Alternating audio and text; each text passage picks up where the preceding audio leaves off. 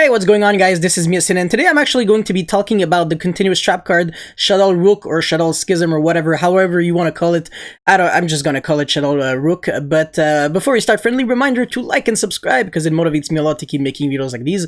And yeah, so Shaddoll Rook is a continuous trap card that reads, during the main phase you can fusion summon one Shaddoll monster from your extra deck by banishing the materials listed on it from your field or from your graveyard. However, the monster that you fusion summon, the Shaddoll monster, can never attack directly unless you find a way to like put it like face down and then flip it face up. Then it, loses restrictions like, the effect is negated, it can't attack, it is destroyed during the end phase, stuff like that, etc. And then you can send to the graveyard one monster your opponent controls that matches the attribute of the fusion monster that you summon. So once again, it does not target, which is very, very good because it makes it so it is an auto Dragoon. If you can find a way maybe to bait a negate of Dragoon and then flip, this and summon a Winda. Winda is dark, Dragoon is dark. You can only use this effect of Shaddoll Rook once per turn. So the first thing that we are going to talk about are the very small details. So first of all, it says during the main phase and not necessarily during your opponent's main phase. So you can kind of like abuse this in a way-ish because, yeah, sure, you can use it during the your opponent's main phase as a way to stop them, I guess, from popping off with Winda. You can summon Construct during your opponent's turn, which is another really cool play that you can do because Construct on the summon could send cards that maybe you haven't really thought could actually have a lot of value. For example, I think the card is Nail Shaddoll or Nail whatever. Ariel, yeah, the water princess girl. I don't know why all the water monsters are always Ariel. That's the name of the Little Mermaid, right? Hey, I'm on point with my Disney stuff. But yeah, so you can do that. Or one of my personal favorite moves, I know that megaliths are gaining a lot in popularity, so what you could do is send, Apkalon alongside Anoyatilis, the water girl. She looks exactly identical to Construct. She has like the same face. It's crazy. And then during your opponent's turn, you actually banish Anoyatilis and Apkalon to make another Anoyatilis. Well, I mean, to make your first Anoyatilis. It's just that you gotta play two Anoyatilis to make one. Because you need that water attribute, and I don't see how you can easily get a water attribute inherently, unless you're playing like actual Shaddolls and you're actually getting waters in the grave. But that gets me to my following point.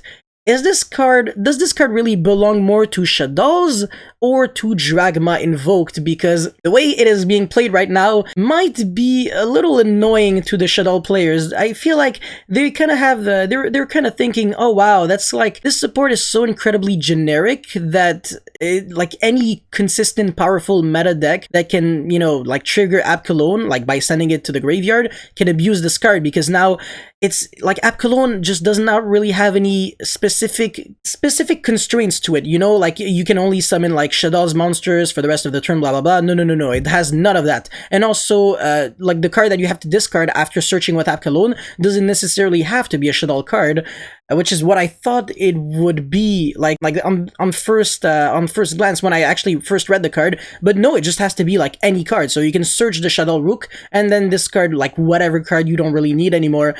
So this card's just way too easy to access.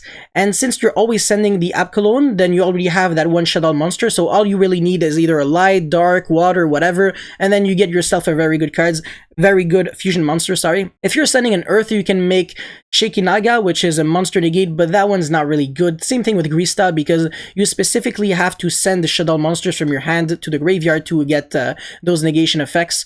Grista, I believe, negates summons or something like that. Am I missing something? Oh yeah, the wind one. The effect of the wind Shaddoll isn't really good. I think it's the exact same thing as the wind Ritual Beast. Just, I mean, there's a lot of really cool lore between Ritual Beast, Shaddoll, Clifford technically, I think even Necros to a certain point, and then Zephyra.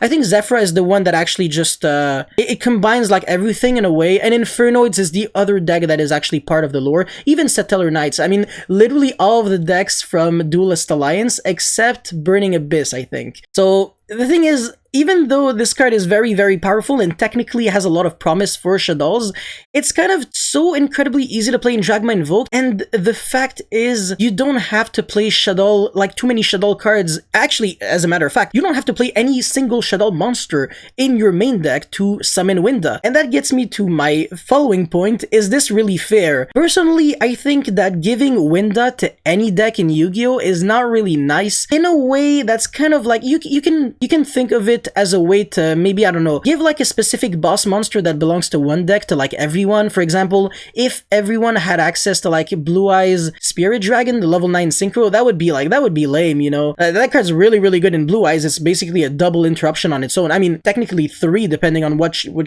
kind of deck you're playing against. It can be a negation on the graveyard. It can stop your opponent from summoning 2 monsters at 2 or more monsters at once. So really good against pendulum summons, which once again, this card was literally printed in a pendulum format. And you can tag it out for Moonlight Dragon. So one card basically does 3 things, and Shaddoll Winda is just so incredibly oppressive that some decks just cannot really out it game 1, or if they out it, it takes 10 years. And when you have to consider the fact that you can easily summon this just like as a part of your engine, because that Disciple of Nadir not only gets you that, but it also gets you Fleur de Lis, and potentially Ascend with Shaddoll Rook is just a little too much. Basically, what people started doing when they saw that card is they kind of just gave up on Shaddoll Invoked, which is a deck that, you know, it saw a lot of genuinely very, very good play in YCS events. I mean, YCS Las Vegas was won by my boy Dominic Couch alongside with his 2 friends that played True King Dinosaurs, and this just basically goes to showcase how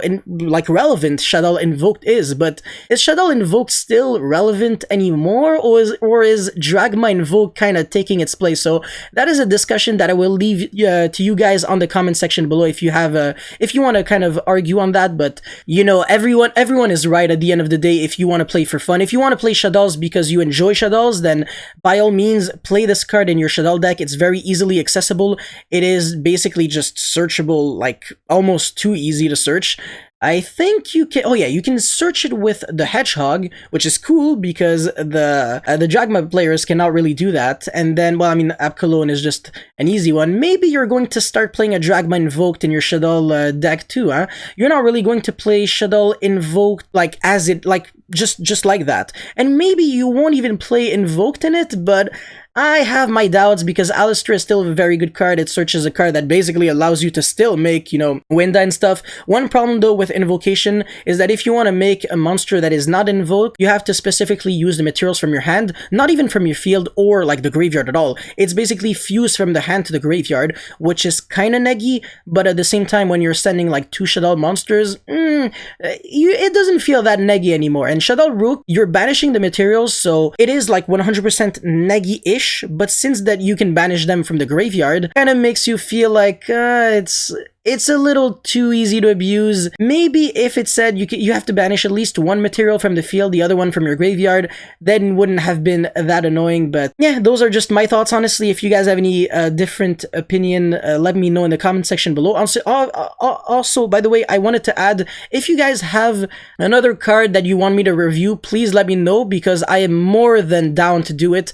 I will try to upload like 1 card review video like every single day on top of like the combo / deck profile / test video for like the upcoming 3 weeks, because I'm finally on break. Friday was my final exam, and now I can relax a little bit more. So yeah, thank you for you know, staying in the ride and encouraging me, and that's pretty much all I had to say. Thank you very much for watching, and guys, I'll see you next time. Peace.